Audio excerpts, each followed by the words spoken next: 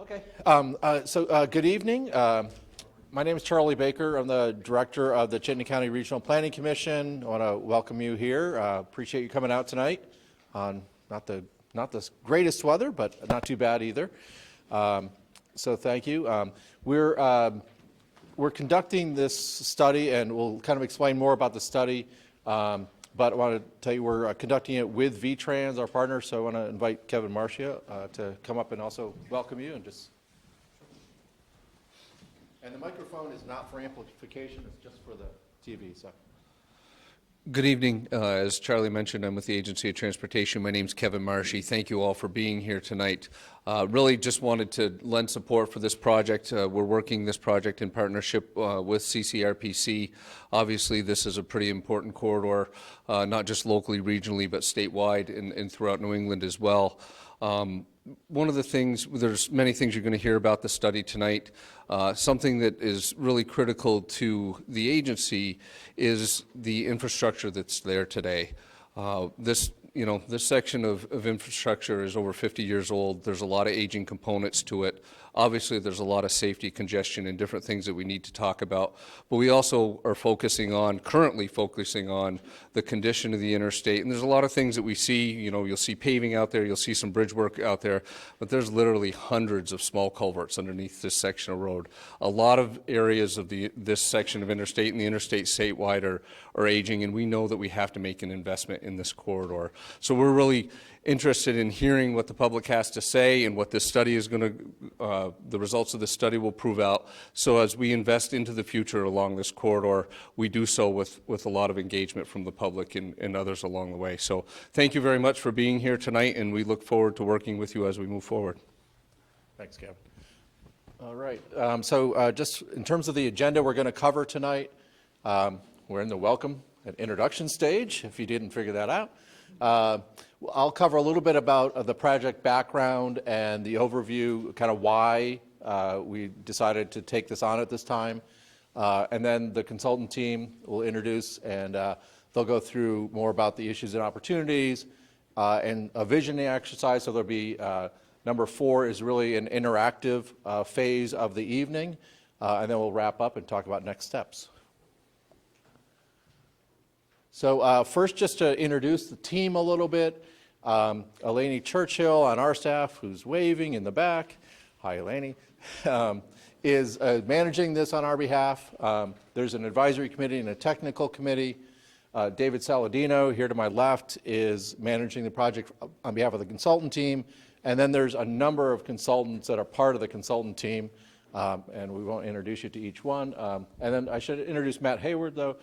He's going to be on the side here. He's a graphic artist, part of the Image Farm, who is going to be kind of doing some graphic representation of comments that you make tonight. So if you wonder what the guy is doing, drawing on the side of the room, it's because we asked him to be here. He's part of the team. So thank you, Matt. Okay.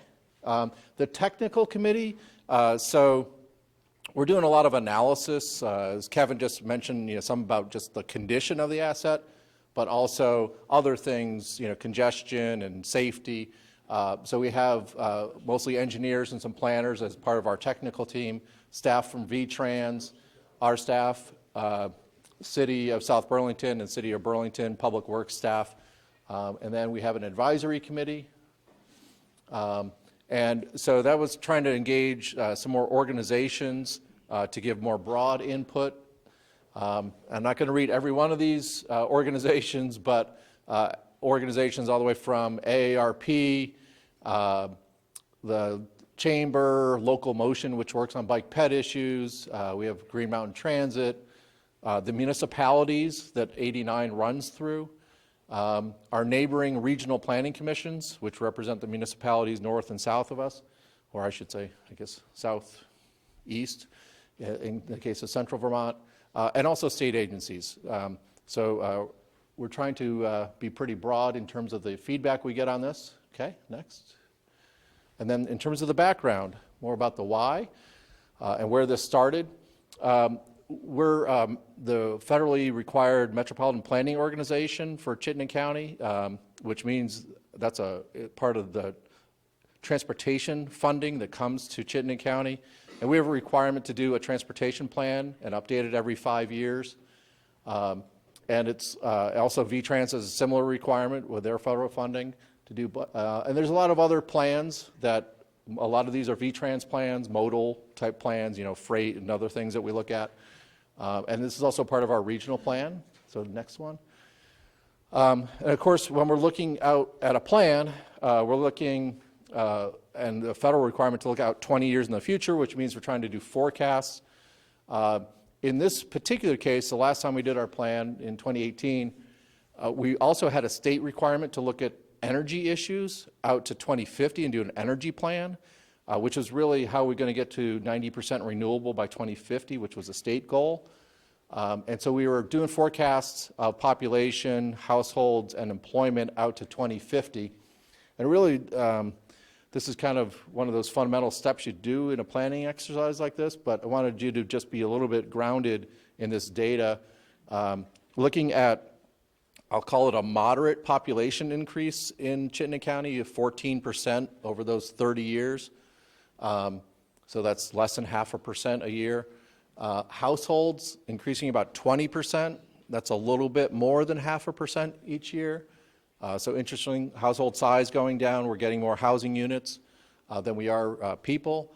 And then employment, an even bigger increase. And we had Jeff Carr, who's a state economist, has a firm in Williston here, Economic Policy Research, I think it is, EPR. And there's still, the forecasts are still for our economy to grow pretty significantly here, job growth. And I kind of mentioned it, it's an important factor because you see that job growth of 35%, almost 1% a year, is growing much faster than our households and population. What does that mean? That means a trend that has been going on probably for at least 15 to 20 years of Chittenden County having every year to have to import more workers from neighboring counties, or I don't know, there's other ways to phrase that, I guess, depending on your perspective. Workers that come to Chittenden County having to drive further to find housing that's affordable. That trend is looking like, as far as we can tell right now, like it's going to keep increasing, which means a lot of those are interstate users and more pressure on the road system. And the other thing that we talk about in terms of our future growth is we do a future land use plan as part of our regional plan. And in that plan, we're trying to get 90% of new housing units into the areas planned for growth, those blue areas in the Chittenden County map. So next slide. I kind of mentioned the transportation plan. We look out to 2050. It's got to be fiscally constrained. So the projects in this plan are not the pie in the sky, everything everybody wants to do. We actually work with VTrans to come up with a reasonable, not prediction, but maybe at least some level of expectation what we think is reasonably can get spent in Chittenden County over the next 20 to 30 years. So that's that. Next slide. In terms of how we approach the plan and this transportation work, we have a transportation goal that's about accessibility, safety, efficiency, interconnected, it's secure, equitable, and sustainable. And a land use goal that is back to that 90%, trying to get future growth into the areas planned for growth. We analyze a lot of scenarios to come up with our transportation plan. And of course, we're trying to balance issues, just from a transportation perspective, looking at congestion, safety, and livability. So next slide.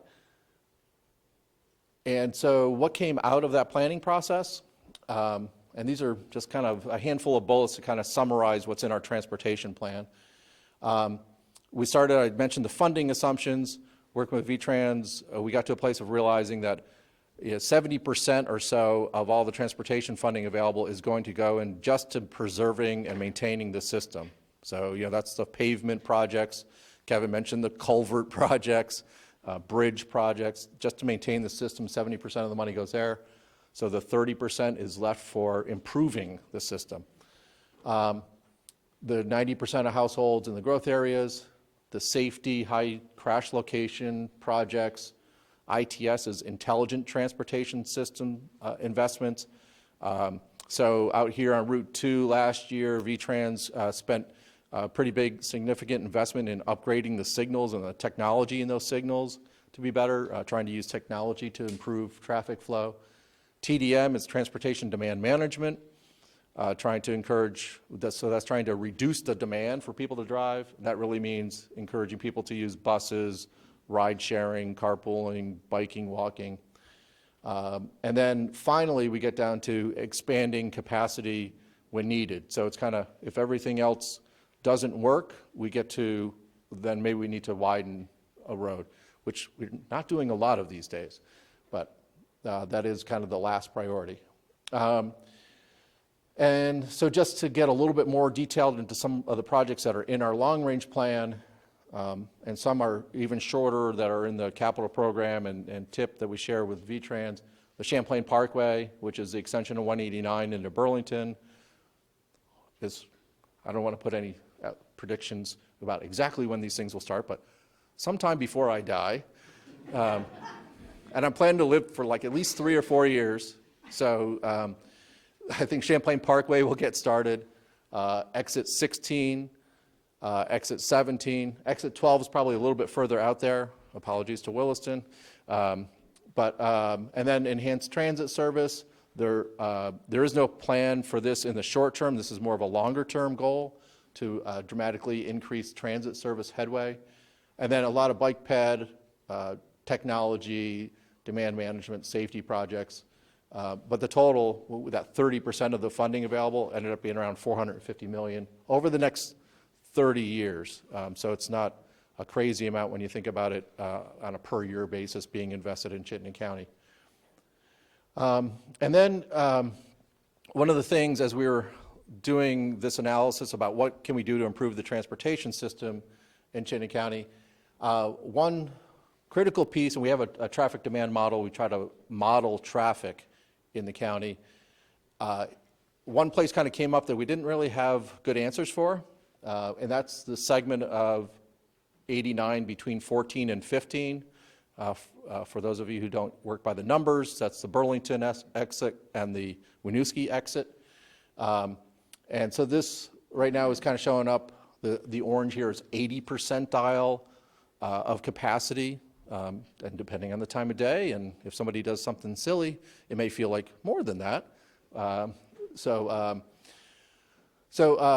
also want to look at other ways to reduce congestion and certainly invest in other modes, but we were looking at our problem here. And then when we looked at it out at 2050, so that was the 80 percentile of capacity was kind of current day. We looked at 2050, we went over 100% capacity on that roadway, on that section there. And you can see some of the ramps and other movements get to in the 90th percentile range. And so we were wondering, okay, what can we do? And then we looked at all the improvements that we had in the plan. So this is our Metropolitan Transportation Plan. So this is with all the improvements. It gets better, but one of the improvements that we put in here as a straw man was to widen the interstate between 14 and 15. Not an insignificant thing, and also to put in an interchange somewhere in South Burlington, which would kind of divert some of the traffic out of the exit 14 area also. Those improvements helped that segment between 14 and 15, but you can see now it made the segment between Winooski and Colchester turn red. And so really, I think the folks around our table, which are the municipalities, looking at that kind of said, well, we probably need to study this more, because if we're just moving the congestion, we're just chasing our tail, are we accomplishing anything? And so anyway, the bottom line is this study was born out of this question of, are these the right things to do? Are there something better that we could do? And is there a next slide before I turn it over to you? This is it, cool. So anyway, that's the background, and we'll have time for discussion. I'll turn it over to Dave, can tell you more about the actual project that the consultant team's leading us through now. Thanks. Thank you. Okay, we've already so far have done quite a bit of talking to you. I'm going to do a little bit more talking to you, and then I'll pass it off to Jeffrey, and we'll open up for more discussion. We heard a lot about the regional transportation plan and how that led to the study that we're doing now, looking at the next 30 years of I-89. So I want to just talk a little bit about the study itself. For those of you who had a chance to look at some of these boards, this may help to explain what you're looking at. So just at a high level, this is an overview of the project, this I-89 study. Basically broke it down into 3 phases. We have a discovery phase, which we're in now, where we're really looking for input. And so thus, meetings like this, we were in South Burlington 2 weeks ago. We'll be in Winooski in 4 weeks. We've got several focus groups and other groups that we're meeting with, and web, Twitter, Facebook, whatever we can do to get input. So we're just kind of wrapping up this discovery phase. We've collected a lot of information, getting input from the public. We'll be then transitioning kind of late spring into the evaluation stage, and that's broken into 2 separate tasks. The first task will be looking at interchanges. So Charlie indicated kind of as a straw man, exit 12B was added into the regional plan. That by no means means that that's the right answer. And so we'll be looking at a series of potential improvements, interchange improvements, including exit 12B, making exit 13 full service so that you can get off onto Dorset Street and Kennedy Drive, exit 15 so that it's full service north and south, and so forth, as well as any other input that we hear about interchanges. So that's its own discrete task. Task 4. Task 5 is looking at all of the other ideas for improvements along the interchange, along the interstate. Then when we get towards the end of the evaluation stage, we'll really be looking to winnow those ideas down into a package of improvements that makes the most sense. We'll have a series of metrics and criteria that we'll be talking about tonight that will really adhere to the overall vision for the corridor. So that happens about this time next year, so about a year from now.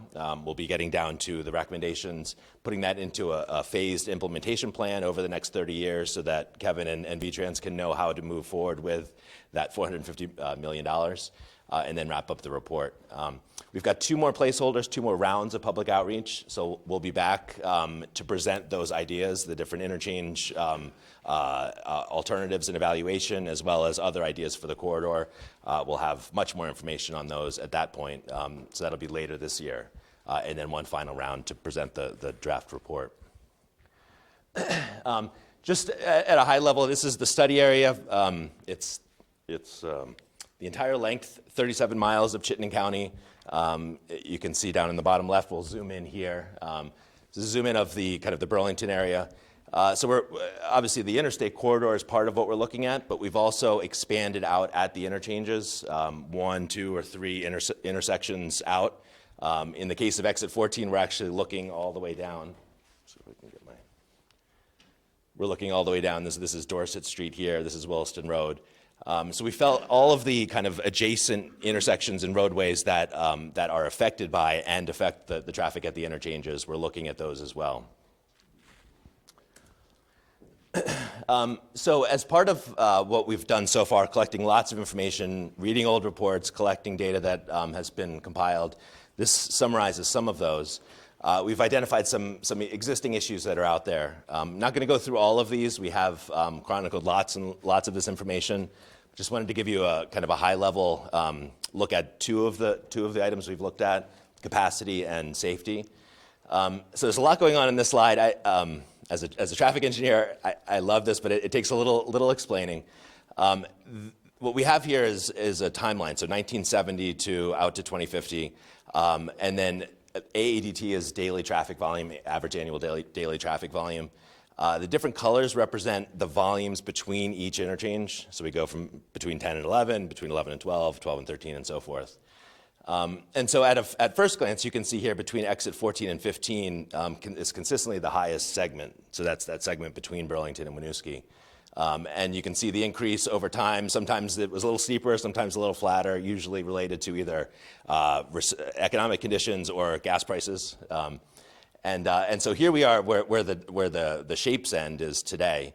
And then as Charlie mentioned, there's a regional model that we've used based on those projections for new people, new households, new employment. This is what the model is projecting for growth at each of the different interchanges over the next 30 years. One thing that's interesting here, they don't all kind of grow in parallel lines.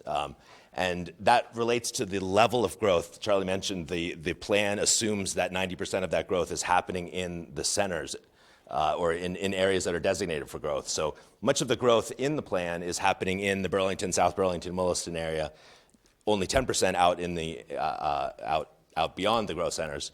And so we see the growth in those kind of near-in interchanges, those segments of interstate, grow at a higher rate. So that's what this chart is showing. Off to the right here, these are kind of rules of thumb thresholds for the level of congestion. So Charlie was showing, you saw the orange line between 14 and 15 turn to a red and purple line. Similarly here, typically we usually draw the cutoff, we're congested when we get beyond this level of service D condition. So roughly 71,000 cars per day is that level. Obviously you don't get to 70,999 and then that next car makes congestion. It's a slow transition. But generally there, and so as Charlie was showing on that graph, what we see here, roughly in 2040, we're crossing that line on that one segment, and so that is one of the issues that have identified through the MTP, and we'll see are there improvements that can be made elsewhere that take some of that traffic off so that this line doesn't increase to this point, or is the answer to add capacity so that we add a third lane, which then that line does not go into the level of service E condition. The other piece, just wanted to just briefly touch on safety. You obviously can't see all of these lines here. Here's a little zoom in here. This chronicles all of the high crash locations along the interstate. So these are segments of roadway or intersections that had more crashes over a 5-year period than a certain benchmark level. So if they're above that level, it's deemed a high crash location. And so we see 23 high crash locations along this 37-mile stretch, which is fairly dense. I mean, you can see how many of those lines there are. 5 of those are in the top 200 or bottom 200, kind of worst 200 of the crash segments. We've got 5 along this corridor. And then intersections, similarly, there's 10 high crash location intersections. 3 of those are in the top 50. And then we saw 12 reported fatal crashes within the 5-year window. And then these are just some of the other issues. We won't go into them now. Happy to answer questions, or as we get into discussion. We did look at deficient bridges and culverts, geometric deficiencies.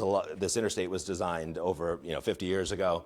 Cars and the kind of the physics behind how cars are driving these days have changed, and so we've evaluated each of these interchanges, environmental resources, and bicycle and pedestrian connections. Before we open up for discussion, just wanted to kind of do a little zoom in on exit 12. Most of you are probably from Williston, or at least travel through exit 12 maybe to get here this evening. We have information for all of the interchanges, but just wanted to highlight some of the issues that we uncovered here at exit 12. We can start from the top here. We do have, for anyone who's driven out here, pretty much every day you see somebody almost taking their life into their hands trying to walk underneath the underpass. There's cow paths on either side of the bridge piers. Pretty dangerous condition. I think a lot of people are heading to the hotels, back and forth between the destinations.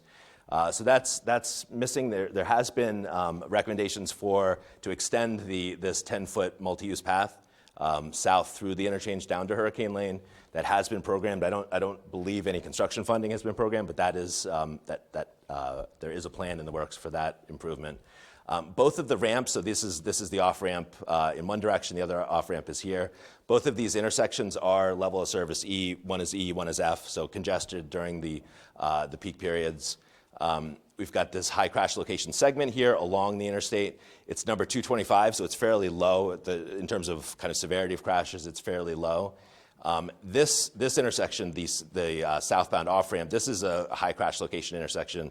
It's higher on the rankings. It's number 78. So there are a fair number of crashes here. I believe 2 or 3 fatalities as well. From a geometric standpoint, both of these on-ramps are slightly insufficient length. We rated it as an orange. It's not. It's nothing that's too much cause for concern. And then these bridges are functionally deficient in that there's only 4 lanes of traffic below them, and anyone who's driven through there during peak times knows there wants to be at least a left turn lane in both directions. Okay, so I think with that, I'm going to turn it over to Jeffrey to get your thoughts.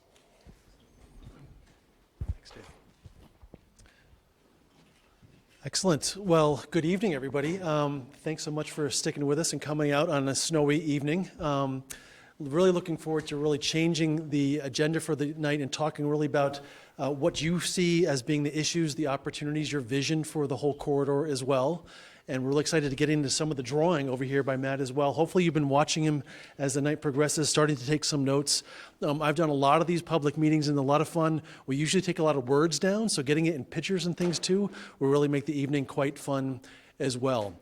So what we thought we would do is spend maybe 20 to 30 minutes each, first talking about kind of the issues that you see along any part of the corridor, so that as we're thinking about solutions in the future, all of the design team can really reflect upon what you think some of those major issues are.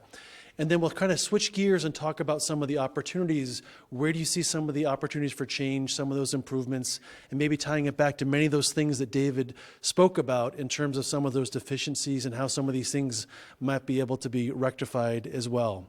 And also, I have Aaron behind me taking some notes here as well. We have Diane taking some notes over here too. So many different ways of us collecting the information for this evening. And we're hoping by the time we're done with a third of our three-part outreach process, we'll have a lot of stuff that we need to think about in terms of our consultant team as well. So let's have a lot of fun talking this stuff through. So what are some of the big issues out there that folks see? Yeah. And I'm going to come around with the microphone just for the folks that are going to be at home. So bear with me as I come around as well. Sure. It is a barrier, and by that I mean it's hard for wildlife and pedestrians to get across it. Sometimes, you know, when bridges are replaced, it'll probably be a little easier, but you talked about replacing the culverts, and that is one place where wildlife right now is, they're using those culverts. And there are some culverts that allow pedestrians and snowmobiles to cross. But if you are replacing them, I'm wondering if you could replace them with something a little bigger so that some of our primitive trails could possibly go through there. And is that specific to certain exits or locations, or where does that happen? In Williston, there are a few culverts. One used to be used as a snowmobile path, but snowmobiles have gotten too big to kind of fit through it. In another one, my kids used to, and a lot of wildlife passed through one of the culverts onto Tower Lane. And I mean, you can only do that if you're stooped over. But So folks like me, not so good. no, but if it's being replaced anyway, I just wondered if, you know, it would be a great way to safely get across and, you know, enjoy some trails on the other side of the interstate. Great, excellent, thanks. Let's keep it going. Yeah, yeah, that would be great. It's such a small group. If you want to say who you are, I'll go over here, and I'm going to keep making my way around the room. Sir? Yeah. Hi. If you're looking to increase capacity without increasing the infrastructure, it seems like one way to do that would be to increase density of traffic. And it seems like the safe way to do that would be if we have increased electric and self-driving cars to put technology in place, communicate with those cars so that they can become car trains and not have to have, you know, as much distance between cars, and they could all gather at an entrance ramp, and then when there's a modulated space, all go on at once and go all the way to Burlington or wherever they're going. Excellent. Yeah, the idea that when we think about 30 to 50 years in the future and how does technology change some of the dynamics that we've been talking about here, it's kind of an interesting time to be planning for transportation improvements as well, and knowing that with autonomous vehicles, some of the distances can get much, much tighter and so forth will be very interesting in terms of the capacity and where we are today. Yep. Hi, thanks, Phil Pouch.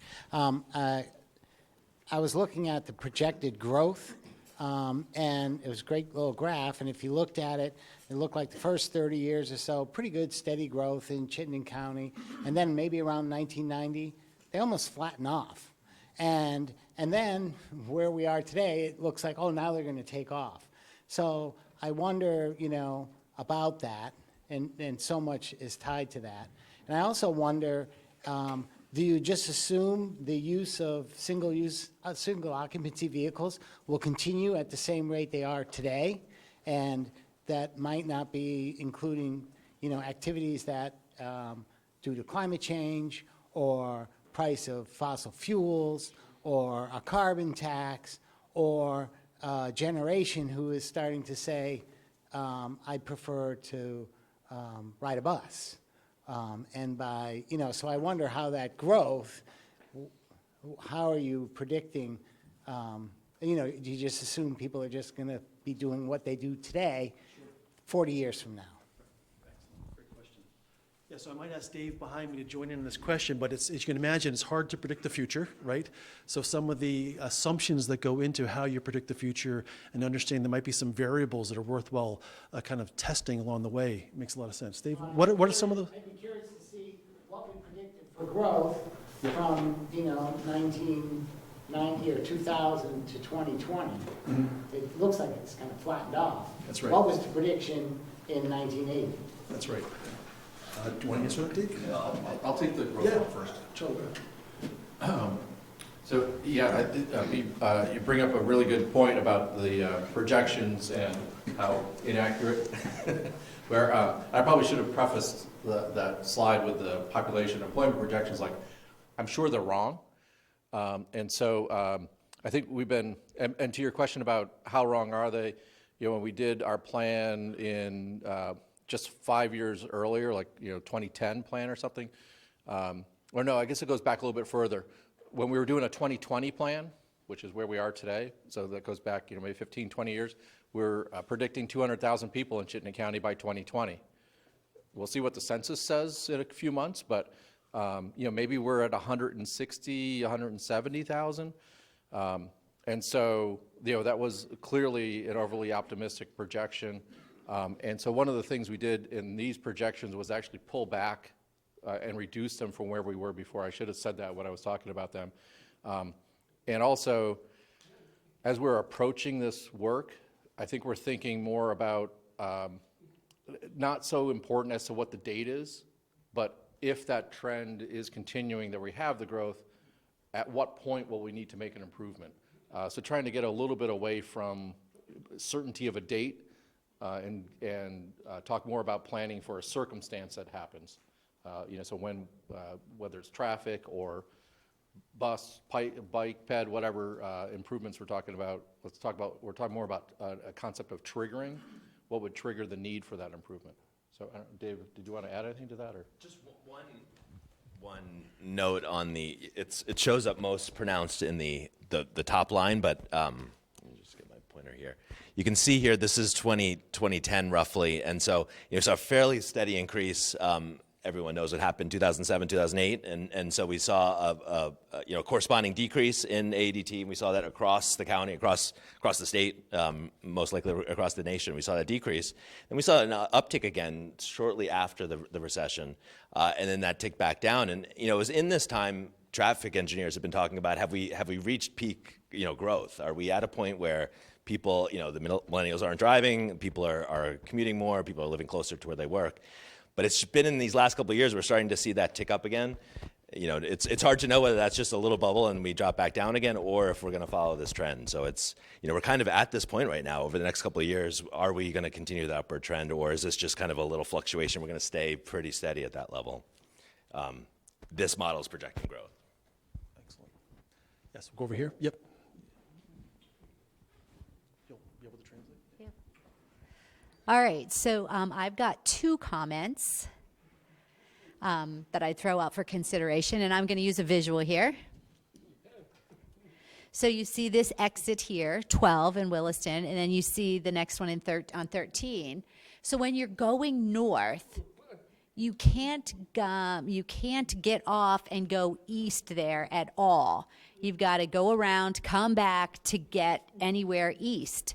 And I feel like that's a missed opportunity. If we added another exit there somehow, I'm not talking like a major one, and I understand there's a lot of safety concern, but adding an exit there, or even a turnaround, a U-turn somewhere in here, so you could, just use the existing left lane there, so you could come back this way and go east.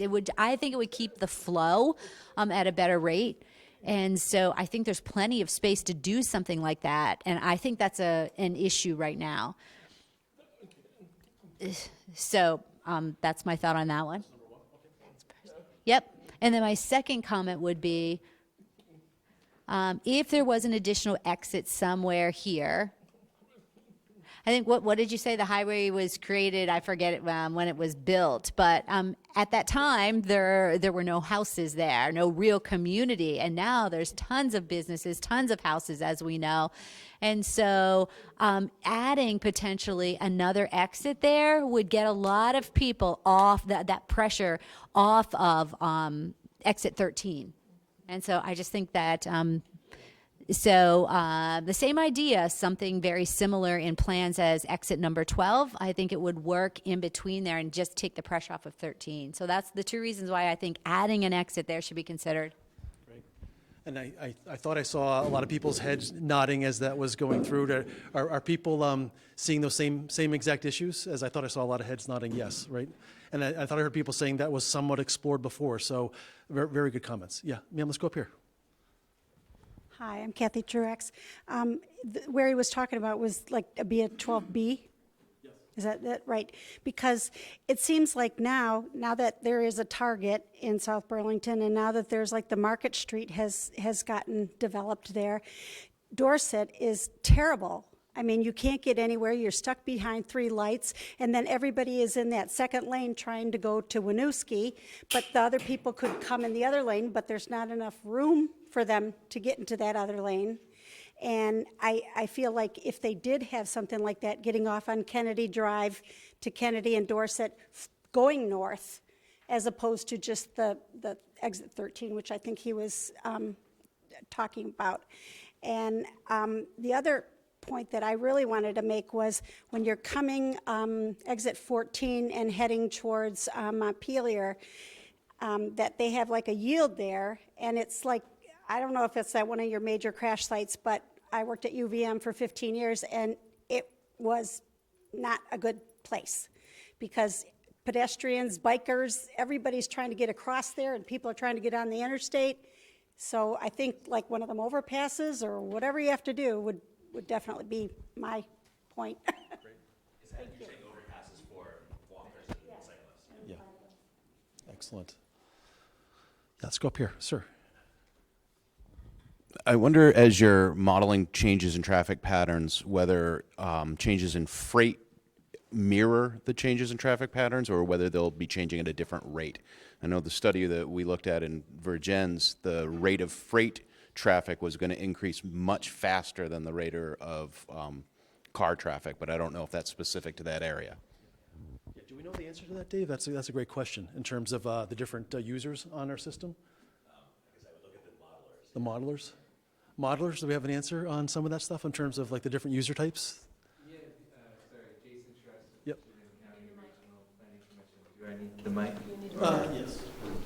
I'm so intrigued by the question, I forgot to come back here with the mic. Again, Jason Stress with the Chinna County Regional Planning Commission, and I'm one of the modelers from the group. So the question was, how is freight movement predicted?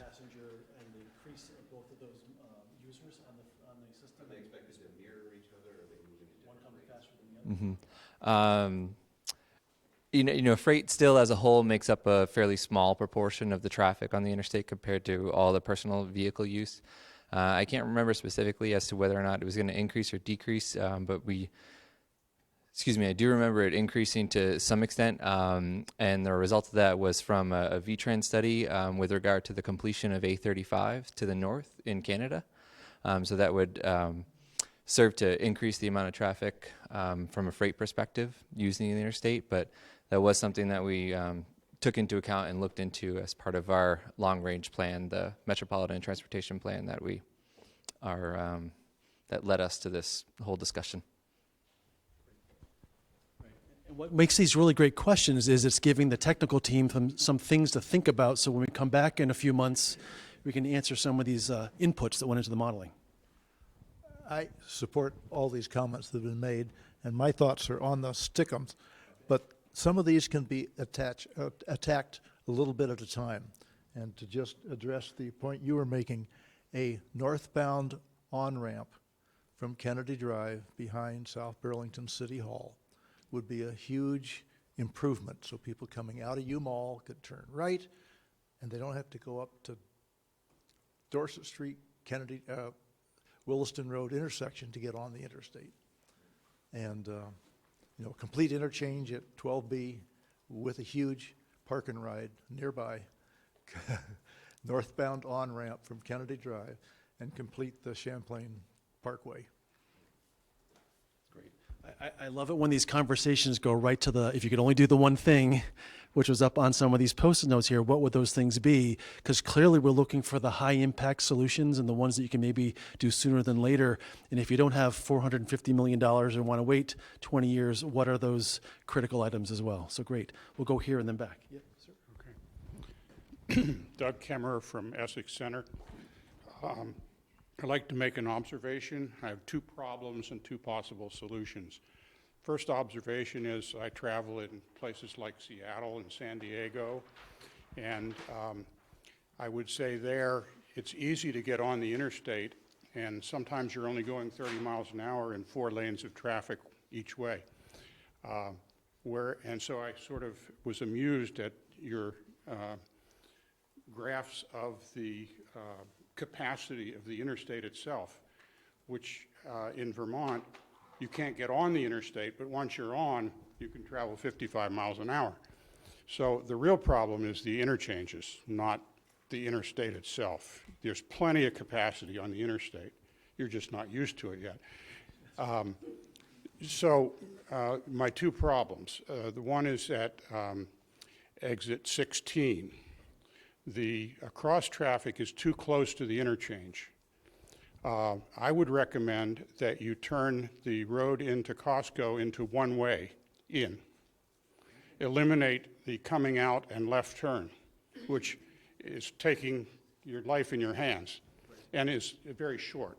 If you make the loop and come out further north on Route 7, there's plenty of time to make a lot of left turns, be much better, and you can get rid of that crisscross X proposal that was in the paper some times ago. And you could do this immediately. Just turn it into a one-way. There's only, I think, 2 businesses that are affected, the hotel and the bowling alley. Costco. Well, Costco is the, already there. So that's, I think, a major problem that has a very simple, cheap solution. The second problem, and again, it's interchanges, but the flow through exit 14 is just a disaster. And there's a lot of traffic that can flow on Route 2 instead of getting on the interstate. But it doesn't keep flowing. I use Industrial Boulevard and Mountain View here in Williston. And what I would like is a bridge to 289 to get off of Mountain View and onto the Circ Highway instead of going through North Williston Road, which is sometimes, bad weather through the curves. Sometimes it's flooded and you can't go at all. And we really need another bridge there. So you should complete the bridge from North Williston Road to I-289. Great. So was the bridge, was that part of the cheaper solutions? I'm just making that was great. You bring up the idea of access management along a lot of these areas too, and Dave showed you on some of the earlier images that not only we're looking at the corridor, but obviously a certain segment distance off of the corridor to understand the issues that you just raised in terms of local circulation, that if you can improve the capacity there to get people onto the highway, there's a lot of things you can do locally too. So hence working with the different municipalities to understand some of their regulations and maybe making some tweaks and some adjustments. That's right. So excellent. Let's go back here, sir. Hi, Ian Campbell. I live in Hannon Drive. So 2 things. I've been in Vermont since 1970. I think the highway system was designed to be essentially an artery, okay? But an artery can only function as well as you actually have connections getting in, onto it and off of it. I-93 going through and either side of Boston, their solution is to add in as many ways to get on or off as possible. I'm not saying that at every crossing that should happen, but certainly from the suggestions here, it's obvious you have to have a way to get the people off the highway or onto it in more places and with better efficiency. The second thing, which I hope that you are connected with, is to continue to think about not only the southern and the northern connector, but also the Circ Highway. And I know that people are worried about traffic within Williston becoming too great. We already have a problem when you talk about 2A, Essex Road, Mountain View, which I live right near. It's becoming very, very dangerous. Old Stage Road, North Williston Road, it's only going to get worse with the planned development that we have here. And I know that this is supposed to be a county-wide discussion, but again, providing the means for people to get around is going to be paramount. And along with technology, which is going to improve the efficiency of travel, perhaps changing where cars are directed to go, speed limits on the highway itself, that will all be accomplished, but you still need to have a way to be able to get people where they need to go. And the problems that we see in our own town are only going to get worse unless we have more ways or more efficient ways of getting people to and from the highway itself. I'm not sure if you remember Charlie mentioning earlier that this idea of trying to reinforce the idea that you've already got well-established growth centers and growth objectives within the whole county, and the more that you can reinforce and get people in the right place for the right reasons, with the right support around them for the mobility part, all of those things kind of play into each other as well. So, if you think about it, if you do have a chance to drive more than just during rush hour, 89 has plenty of capacity for everything except for those 2 hours in the morning, 2 hours in the evening. Sure. To have a little bit of investment to have people get on and off more efficiently is going to improve those 2 hours and reduce fatalities, I think. great. So we'll go back here and then we're going to jump to the other side as well. Thank you. Name is Leo Nato. I got 2 suggestions and 1 question for you. The first one relating back to Costco's intersection, which a lot of us lined up over there at one time or the other, is that probably the simple solution would be to create a right lane coming out of Costco, a designated right lane that would coincide with the left turn lane from Shaw's area, Mountain View Drive, I believe. That would help solve that problem to a good degree. They would not conflict like they're doing now. The second part of that is synchronize, as Charlie mentioned, synchronize your lights that would fall in line when people leave Costco area, they head for the interstate, that they would have a smooth transition to the interstate. On the interstate itself, the entrance ramp have 2 lanes going onto the interstate. They would gradually merge together. I think in a lot of cities you see that, seem to be very effective. So that's just a thought. The other part is your high corridor of motor vehicle crashes seems to be exit 15 entering from Winooski onto the interstate. And through the years, I've kind of reflected that the main reason for that is that you have created a racetrack on the interstate by that extended entrance ramp onto Route 89. And if that was reduced dramatically, that would make a major difference in your motor vehicle crashes, I'm sure. Lastly, my question is, in looking at your committees and subcommittees, I didn't notice any police officers on there. State police, local police, and nice to see a Williston police officer here tonight. But I'm just curious why that hasn't occurred. I'm here. Yeah, actually, the one thing we left off of those slides about who's involved is we're doing some focused meetings with a few different groups. One of those groups is kind of law enforcement and public safety folks. So I think the fire folks and VTrans, or I should say, I guess it's DMV, traffic enforcement people, and state police. So we are having kind of a separate conversation focused with those folks. Similarly, I think we'll have some separate conversation with the Hill institutions. So UVM and the medical center, just around their issues, because they're obviously the largest employers there. I can't remember, is there another group? Maybe, is there a freight group? Yeah, some freight groups. So Mike, back to your question, we're going to have some separate conversations with also the people that move goods in the area. So thanks for bringing that up. That's great. Excellent. right, so I'm going to jump to the other side. I saw folks have had their hand up for a little while. Did you have your hand up before? Great. Excellent.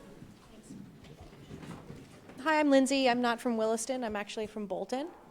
And kind of jumping off of what this guy said about, wanting to get on and off in as many spots as possible. The longest stretch of interstate without an exit actually runs right through Bolton, from the Richmond to the Waterbury exit. It's obviously not as high density as, the areas around Burlington, but I'm sure everybody's experienced the challenges that long stretch can create under difficult weather conditions, or when there's an accident, or when you miss your exit. Lack of access, David's adding, lack of access to even gasoline if you need it. Absolutely, yeah, for sure. It's quite a long stretch. I think it's like 15 miles or something. So, that's kind of an obvious spot, I think, to consider putting an exit. And then, as I looked at the charts and have listened to people talking about congestion, one of the pieces that was maybe left off because it's not right on the interstate, but is congestion that's caused by, that's related to the lack of an interstate exit, but that's not necessarily on the interstate. And certainly that's the case in Richmond. So, Richmond is really struggling right now to figure out a solution to their one intersection there in the center of town that gets backed up enormously. Somebody said, it's only for a couple hours in the morning and a couple hours in the afternoon, but for people who live in Richmond and Huntington and Bolton and need to commute to Burlington, and then back home again and drop their kids off and so forth, that's actually, that's a substantial congestion problem. And so, again, an exit, it doesn't just impact congestion on the interstate itself, but also obviously on Route 2 and on some of the other roads and in some of the other areas of towns. And then finally, and I know that we're trying to do issues and opportunities separate, but they're so connected.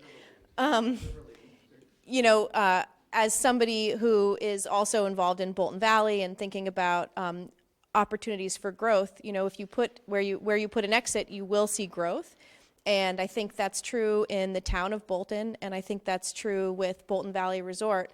And, we're struggling so much with the cost of housing in Chittenden County and having to import workers into Chittenden County and so forth, that if we can find pockets of development areas that are more affordable, and Bolton remains one of those sort of enclaves, still sort of in the center of everything, but that actually has more affordable housing and prices and opportunities for development and land, it really seems like that's an opportunity for us to be thinking about addressing the housing stock problem.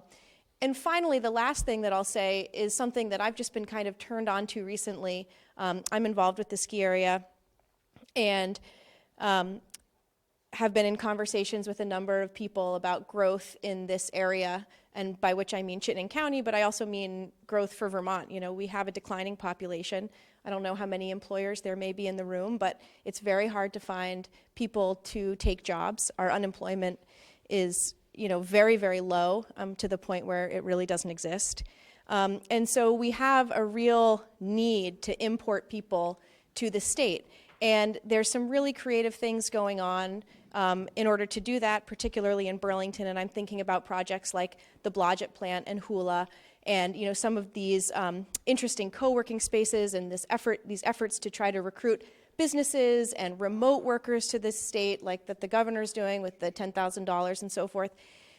And, Bolton Valley is really an amenity to our population center. So in terms of Burlington, we're trying to recruit people to say, come and have the Vermont lifestyle, come move here, bring your business here, work remotely here. We've got the lake, we've got the mountains.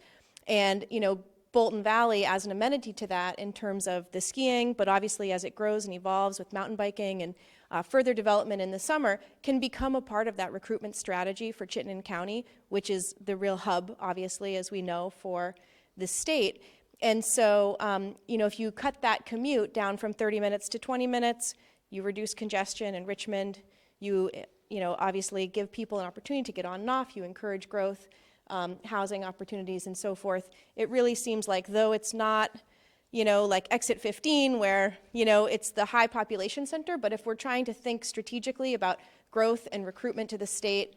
And, you know, like that guy said about just the ability to get on and off, you know, with reasonable distances, it really seems like we shouldn't forget that there are plans engineered and designed for the Bolton exit, that it was something that was going to happen a number of years ago.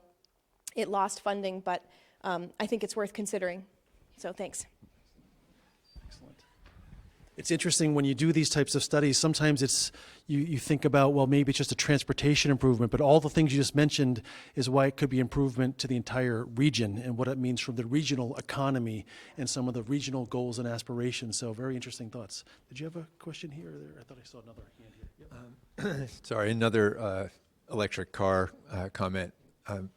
From the environmental point of view, if we're going to have more cars on the interstate, if we're going to increase density, it would be really great if we didn't increase carbon in the air. And a number of people have pinpointed the next 10 years as the time that we really need to start drawing down our carbon. And so electric cars, you know, transportation is a big part of our carbon footprint in Vermont. So to that end, I noticed in one of the slides there were, it wasn't just the interstate, there were some lines that came out from the interstate to go to, say, the Taft Corners commercial area. And I think it would be fabulous if some of that average $15 million a year that you're projecting went to grants to movie theaters, to restaurants, to grocery stores, to have level 3 chargers so that somebody could come in with their old Leaf, which only gets, 20 miles now between charges, because we have these old cars around that, the batteries are starting to fail, but they're still good for something. And they could come in and they could park their car and they could go shopping or go see a movie or go out to eat and completely charge their car up and then go back home. But all of these outfits, the establishments, they're like, oh, well, we'd love to do that, but can you help us get a grant for that? So if there were grants available, I think that would be a great part of this. Any other thoughts? So do you want to try to go a little bit more towards some of the opportunities? I know we've been mentioning them as we've been going through the evening as well, but it might be nice to think about, imagine 30 years from right now, and all these wonderful ideas have actually been fixed or improved or partly implemented.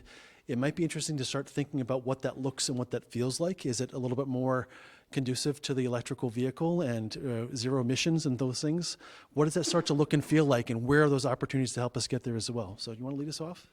Well, I just have one more. It's okay to stay on an issue if you want to stay on an issue. That's right. One of the things is that when we're talking about people not taking buses or taking other transportation, carpooling, is that the Richmond exit has the carpool place and it's packed all the time. So if we even had, that maybe the other side of the street still needs to have, that, but then you get into a traffic problem there. So I'm not quite sure how to do that.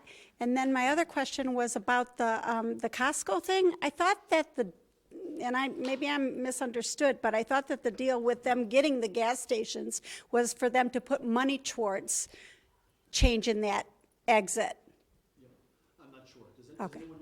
Yes, I do. Only in Vermont would it take 10 years to add gas pumps to an existing business. And now it's the state of Vermont transportation that's holding it up for another couple years. So my solution is turn it into a one-way street, and there is no problem at that intersection. Dave, do you have anything more to add to that as well? Just to note, there is a park and ride planned for exit 12, so just on the south side of the interchange, kind of across from Hurricane Lane. There will be, I don't know, kind of, it's 100 or so parking spaces that will be going in there. Where's Hurricane? Is it over like where the Fairfield Inn is, that way? No, on the other side of the interstate from the Fairfield Inn. Like the other hotels, the other hotels on the south side. It's woods right now, but there will be, so that will definitely take a lot of the pressure off Richmond. This is great. It's generated a whole nother round here. So Just to reinforce, a big park and ride at exit 12B would also take a huge amount of pressure off that. excellent, excellent. Yep, here we go. This is good. Hopefully there's some opportunities. Thanks. Again, Phil Pouch. A couple of, sort of on the same theme before, we were talking about how do we know that this growth is coming? And, you know, it is hard to plan, and you know, if you make a forecast the next day, it's not right. Where is the planning around reducing single occupancy vehicles so we don't have to accommodate single occupancy vehicles, which, I mean, if you go to a different meeting somewhere else in the state, people are talking about how growth can't just be, you know, what we've been doing for the last 40 years. It's got to change. And you know, where is that piece in here that sort of says, you know, what could that change be, and how can we influence that change, whether it's for environmental reasons, you know, or lifestyle reasons, or sustainability reasons, or cost reasons. Any one of those could impact all this. And I would argue that if we continue to make single occupancy vehicles easy, they're already subsidized a lot, and if we address every problem that those have, you know, we will continue a car-centric society, which is, I would argue, not sustainable for the next 50 years or farther. So before I go through another couple of comments, because this is great, I wanted to point out one of the handouts that you have. You've probably had a chance to take a glimpse at what's on one of these handouts here that really speak to different goals and objectives. And sure, do you have one here? Yeah. So we're talking about the different goals and objectives. And some of the topic areas that fall underneath are really what we're starting to get into. This idea of, if you think about the next 30 years in terms of some of these perspectives, whether it be about technology, about the environment, sustainability, about rideshare, these things, if we start to think about those goals and those objectives within the study, we study them enough to understand how we might have an impact on some of those things and affect some of those changes. That's really what we're hoping to do with this entire study, is really learn from those to be able to get the best policies forward, technical improvements forward, technology forward, all of those things as well. So maybe we can start to look at those as these comments continue along. Yes, so sir? Hi, I'm Alex. I live in Burlington, work in Heinsberg. Drive on 89 like everybody else here all the time. As far as opportunities, I see the opportunity to make incremental improvements. I hear a lot of suggestions about add new exits here, there, everywhere. And I think that it would be prudent to do that in an incremental fashion and see what happens with that change after you make those improvements. Also, given the large cost involved with these kinds of improvements, it's going to be difficult to do a whole slew of them, you know, in one 10-year period or even one 30-year period. So I see an opportunity to work incrementally and evaluate and change course along the way, and anticipate that we can't predict everything today, and that we need to be nimble in how we address these things going forward. I also see the opportunity that the gentleman talked about before on 189 and exit 13, with using existing infrastructure to make a simple U-turn that creates the ability for that to be full directionality at that interchange, without having to add more cloverleaf, you know, in the immediate area of the interchange. I see the opportunity to address what Phil's talking about in terms of if there is going to be widening, that it's not widening for the benefit of single occupancy vehicles, but it's widening to create a high occupancy vehicle lane that's restricted to high occupancy vehicles only and or transit. All of us have traveled to other urban areas that are much more densely settled and have much more traffic than we do here. They all have HOV lanes. They all have hours of the day restrictions on single occupancy vehicles, whether it's Montreal, Boston, every urban situation seems to have it. So I see an opportunity, if we're going to spend a lot of money on widening, that we target that widening for the type of travel that we're trying to increase. I also see an opportunity to think about transit and think about ways to incentivize people to use it, especially folks who are coming from outlying Chittenden County communities into the core, and ways to leverage that in the interstate system such that you arrive faster if you are on a bus than you arrive if you are in a car. And that relates back to, HOV lanes and the like. But if there are opportunities that we could explore in that realm, then perhaps we can generate more ridership and take more vehicles off the road. Yeah, you raise a good point about this being in the era of new technology and being able to self-adjust as you go. With all of the data that's getting collected and how exponential we're going to be able to do things with that data in the next 30 years, to be able to come back and check and monitor and maybe reroute things as we go. It's kind of an interesting time to be planning for the future as well. So we'll go here and then we'll go back to that side. I have a question, and 12B, 12 has been mentioned a couple times by a number of people. What's the status of that? I mean, I just keep hearing people talk about it. Is it on a plan, not a plan? What's the opposition to it? That's right. Charlie, do you know the status of 12B in terms of where it stands today, in terms of its design, its approval, its status? Yeah. This is the status. Here we are. Whatever you put on the board. There is no status. What's been the problem with doing something about that? I mean, obviously, somebody's not prioritized that. Why haven't they done that with what's happening in 14? Maybe you're going to say it doesn't affect 14. No. I'm just wondering why nothing's moved on that in all these years. At some risk to myself and my job, I will now speak for VTrans. I'm sorry to the VTrans folks. My sense of when I got here, so you're asking kind of a big question, like why haven't some bigger projects been done? And I heard a bunch of frustration on a lot of projects that haven't been done. And I think it's really about just the funding pipeline and the funding that's been available and how long it takes some things. Exit 16 is not waiting on VTrans, it's waiting on litigation in the court to end. No, it's not. I'd like to think it was, but it's not.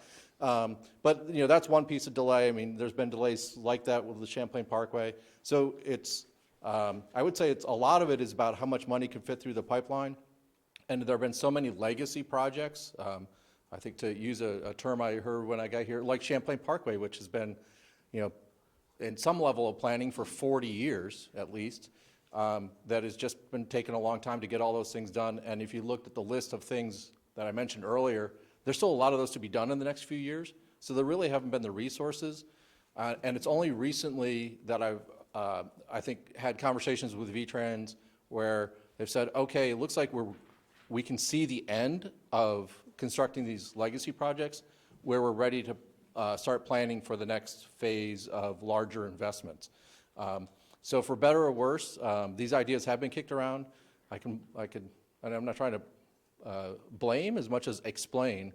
I will also say in the case of interchange in South Burlington, there hasn't been consensus about what to do. And so that makes it very hard to move forward also. And I say consensus, a good chunk of that at the South Burlington City Council. I think if there was clarity about what we wanted to do, I do think VTrans would move forward and execute, right? That's what they do when they have the resources and there's a consensus around what to do, they move forward and do it. So for better or worse, here we are now today. A vote by the citizens of South Burlington to do it might move the council to support it, and that kind of support would mean to move it. And frankly, we're doing this process to really have that public discussion because we're not going to do everything. We're going to have to prioritize decide which pieces make sense to do first, second, third, and that's really what this process is designed to do.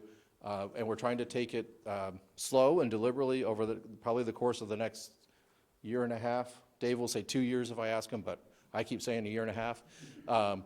We'll try to get through this as quickly as we can, but we want to do it in a way where we really are genuinely listening to what people are saying and trying to get to consensus, because when we don't have consensus is when things get undermined. The next time a city council goes from 3 to 2 to 2 to 3 or whatever, and I'm not saying that with any party affiliation, but just how people feel about the thing. So anyway, we're in the process. I'll apologize, but I think this is the process to work on it now. Sorry, that was longer than you wanted. I'd like to say something that got me into trouble. About me getting into trouble? No, me. Oh, you? Oh, that's Yeah. Everywhere else, urban planners would do it. And they would make the plan and do it, okay? And there is no local public input to it. It's done by urban planners. And then it's done, on schedule, and so forth. I know, and this will get me in trouble in Vermont, but frankly, that's why it takes so long. And now I have to speak up for my whole profession. First I'm defending V-Trans, now I'm defending a whole profession. I would love to know where you were that happened. So I've been doing this for 30 years, and I can tell you every MPO that I've worked at, and this is my third one, we've had a public process to get public input and also local government input. I will agree on one thing, is that it's likely easier where there's county government, and you get kind of a combined representation for a community. Here where we have very fractured municipal government, which is good in that it's local and people feel close to their government, but there's some downsides to it too, so understood. So I'm going to reel it back away from him so he doesn't defend the whole world next. But I just wanted to throw in that, this is why we actually love doing these types of meetings as well, and I couldn't agree more with Charlie in that, what makes these plans better is not about putting 1,000 things on the list and wanting everyone to fix every single problem. It's actually why we started with some of these boards and probably those yellow Post-its here. It's that idea that if you could only do one thing, what is the absolutely most important thing? We found that to become more and more relevant in today's world of where you can almost do anything, money can buy almost any solution. What is that one thing that's most important? And the second idea around building momentum. Right? The idea of getting a plan in place and stopping after step number 1.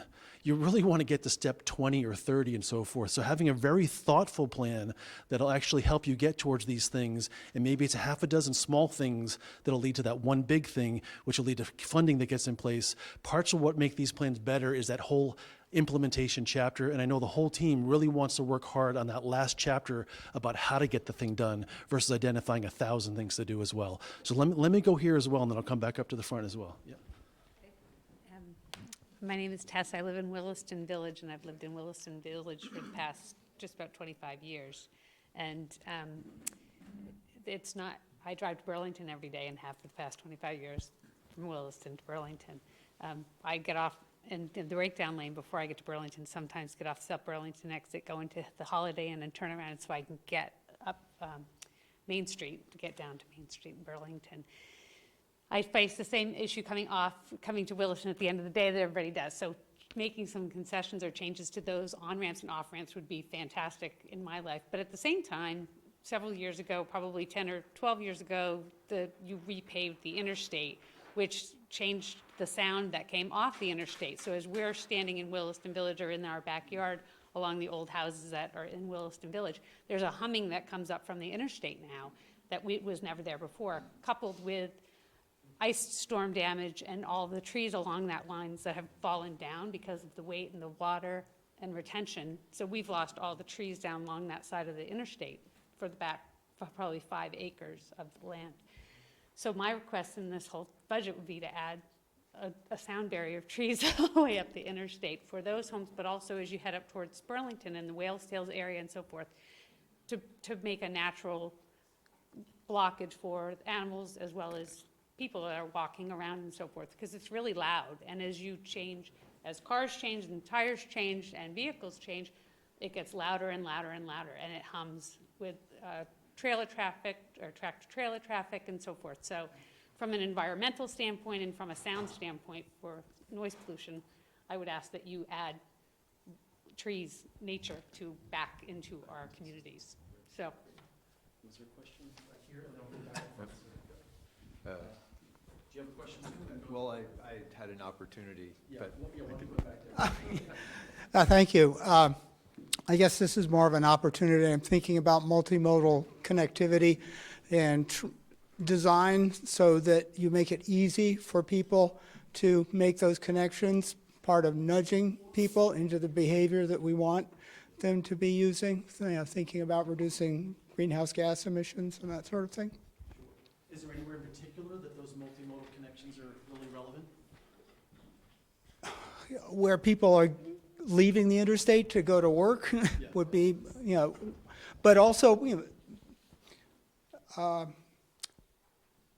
well, it would make sense in some of the bedroom communities too, because you want people to leave a car somewhere and pick up some other means of getting to the other place. And if you've got it at both ends, that really makes it even better. It makes it more practical to be using these other systems. So I'll come back up here. Sir, you had a question here? And keep your hands raised for a second. I'll come back. I was just going to advocate for some new imagination, particularly on the Champlain Parkway.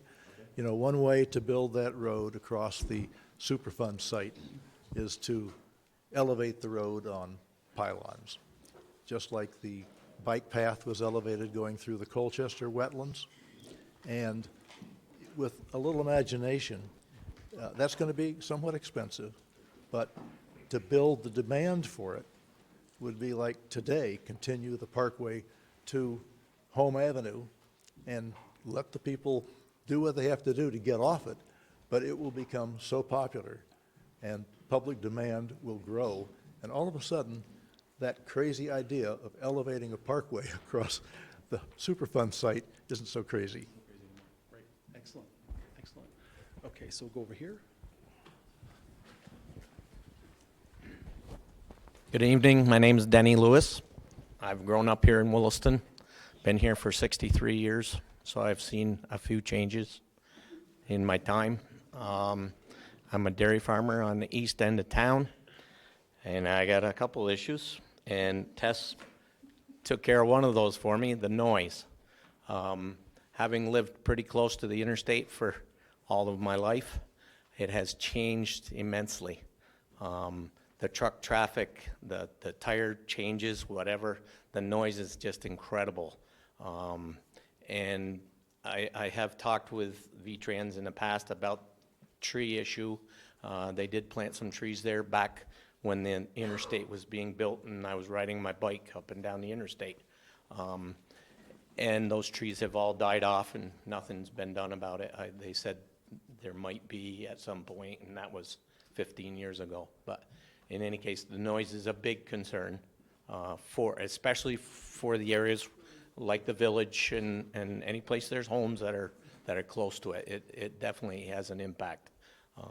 So that's my first thing. The other thing was the culvert replacements. I've noticed that they have been replacing them a little bit at a time, and I think it's going to continue to happen. And what I'd like to see happen is people who are in the surrounding area within a mile maybe of each culvert, I'd like them to be notified when they're starting their planning to see exactly what the potential use of that culvert could be, whether it be for animals or bikes or people or whatever it is. But I don't think the state can come up with all of those ideas on their own.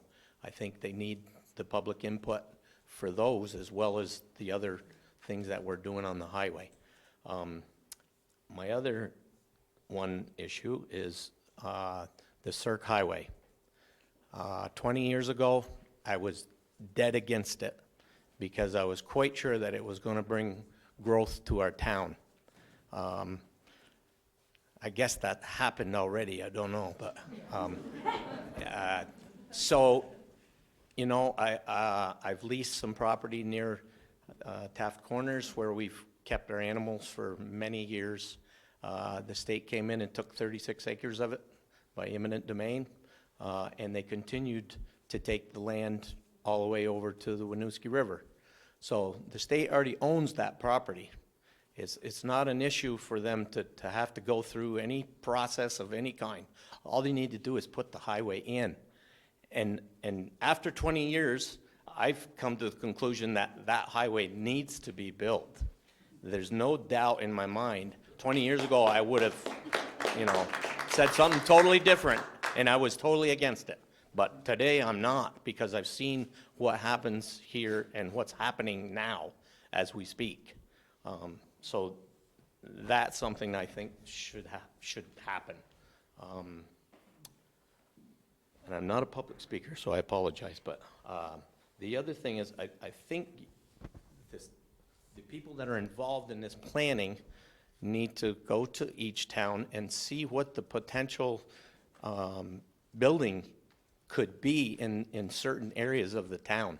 I mean, everything is zoned differently, obviously. We have commercial at Taft Corners, but there's still a lot of land around Taft Corners that potentially could be built up, and it's going to be worse than it is now. So I just think that they need to. I don't see anybody from Williston here from the zoning, and I think they need to be involved, not only in Williston, but South Burlington and the others. What is the potential development? What can happen, and how do we look forward to, that type of thing? I guess I'll leave it at that at the moment. So, thank you. That's great. That's great. So you remind us that this idea of history really matters, and I've been to many meetings where folks will say, I've been here for 50 years and I'm still new to town, so things still change and things happen. But also remind us about land use and growth in those things. So there are people on our team, myself included, that are trained as planners and urban designers and understand those land use issues and understand how to project some of the build-out analysis and those things throughout long corridors. So just understanding where the growth is, how much capacity, there's probably tons of capacity when you look along the corridor for what's in the actual zoning, independent about the growth and the absorption. So we look at actually many factors that get towards that growth and that build out.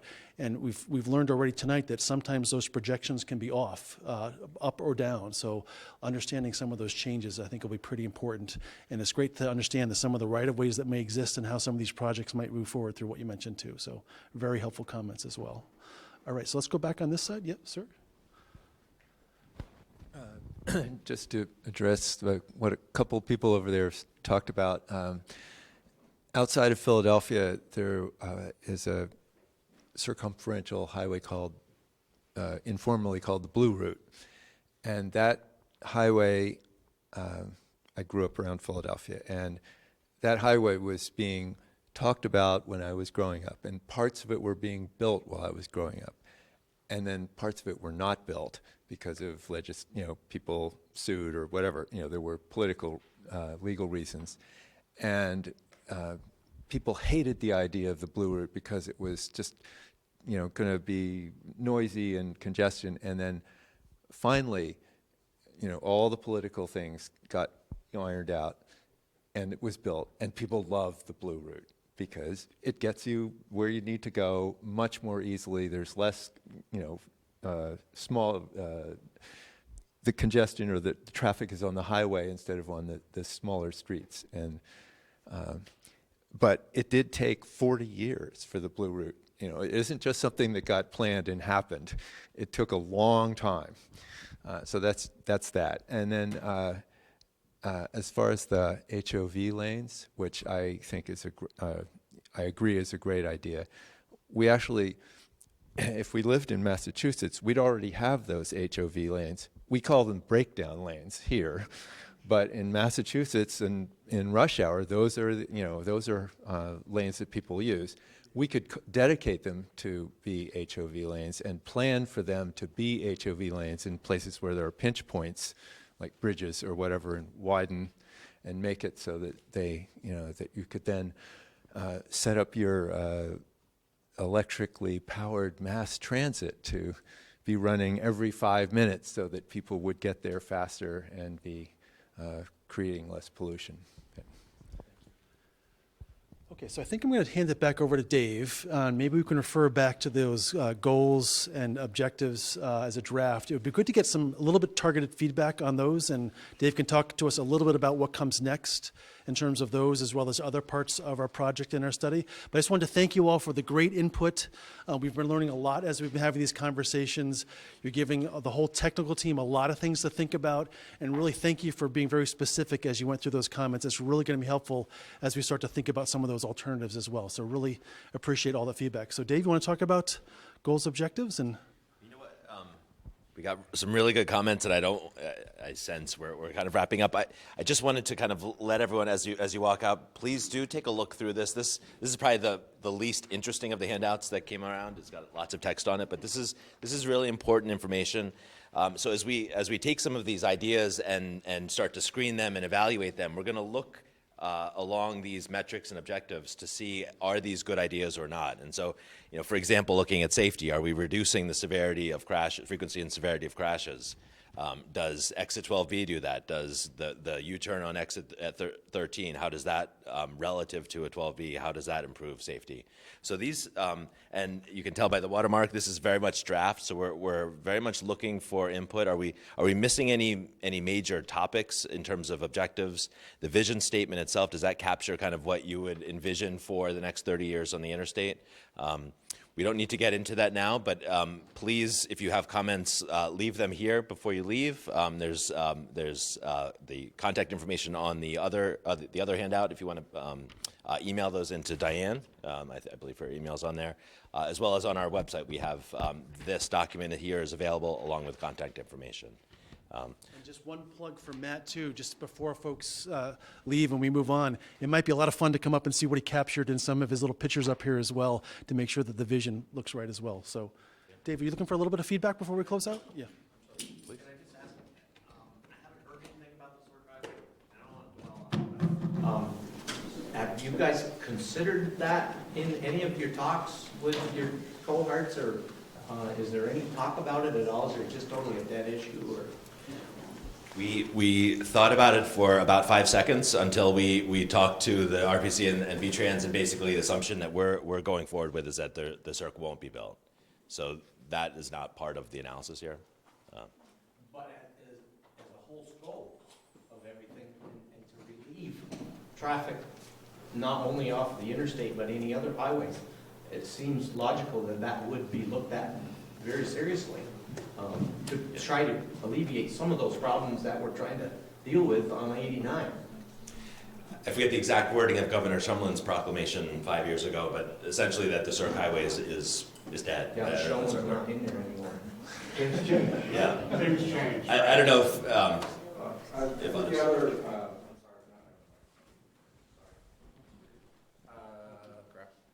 Now speaking for A&R. But I think. At this point, we're trying to make this community livable. Yes, I understand. Before people start killing each other because they can't get from one end of this town to the other. No, so very familiar with the issues, and I think we were tasked with the job of what to do when Governor Shumlin pulled the plug on the Circ.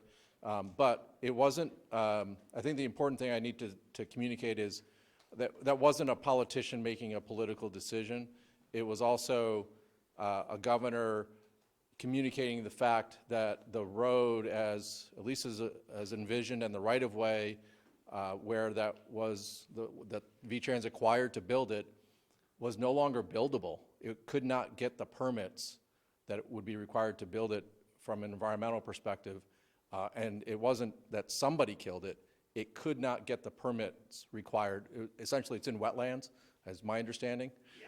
So, and I'm not saying that wetlands don't get mitigated and other things, but in this town for 50 years that I remember.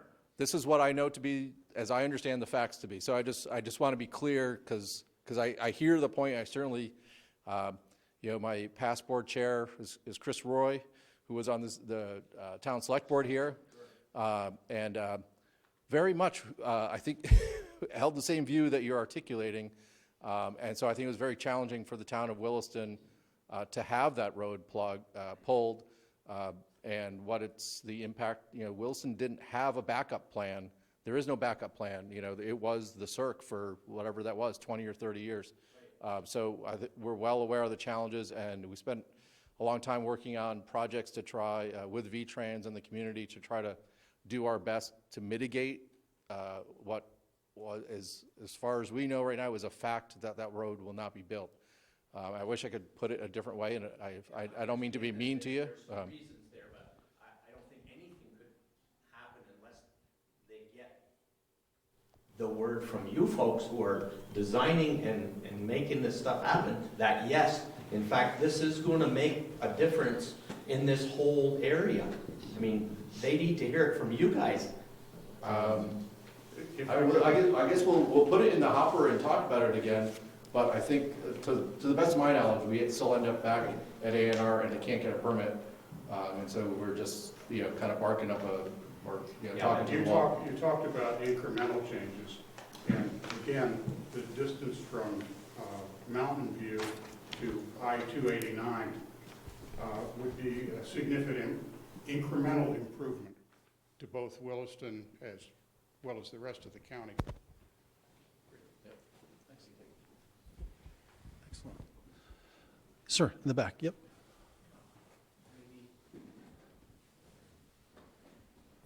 My name is Jeff Forward. I may be out of line because I'm from Richmond. I'm not from Williston. But in Richmond, one of the things that we've been thinking about is it's difficult. If you live in the village of Richmond, you're about 2 miles from the park and ride, and you can't get there from there unless you have a car. I mean, to walk or take a bike from the village of Richmond to the park and ride is taking your life in your hands, really quite literally. And there are many people actually who would like to do that, who would like to connect with the park and ride or have some kind of public transportation that would bring you into Burlington or even Williston. But it's very difficult to do unless you have a car. So, the connection between getting to the interstate is connected with the interstate itself. So I would encourage you to think about that and think about public transportation, maybe not even on the interstate.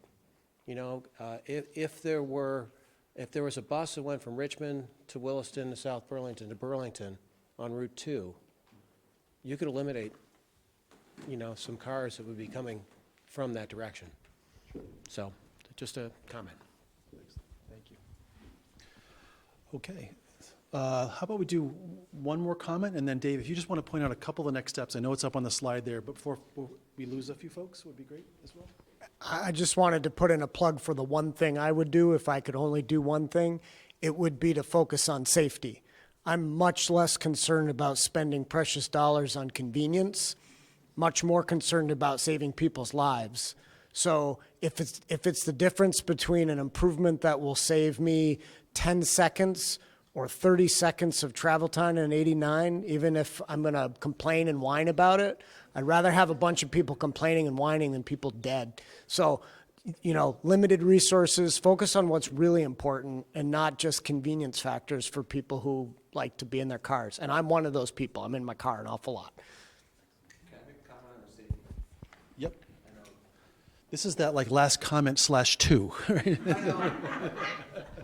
But from my experience, especially with a lot of the recent changes that we've seen in Williston with the addition of the smart lights or the change in light patterns, one of the things I think is important is education of our public on how to use those changes smartly and how to get out of their, when they see something new and they're out of their routine, it might be the first time someone's coming into Williston in 10 years or 5 years, haven't noticed all our changes. That's when we see either delays at our lights or crashes, or in the delays at our lights end up causing crashes further on. So if we can get more public information, more public safety that way, and if there's public funding out there to teach our public how to utilize these changes, we might get that safety and reduction of the crashes later on as well. The flashing yellow arrow. Oh, yes. That's right, that's right.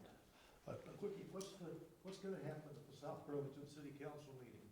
Okay, that's a great pivot question here, right? Excellent. Thank you for pointing out.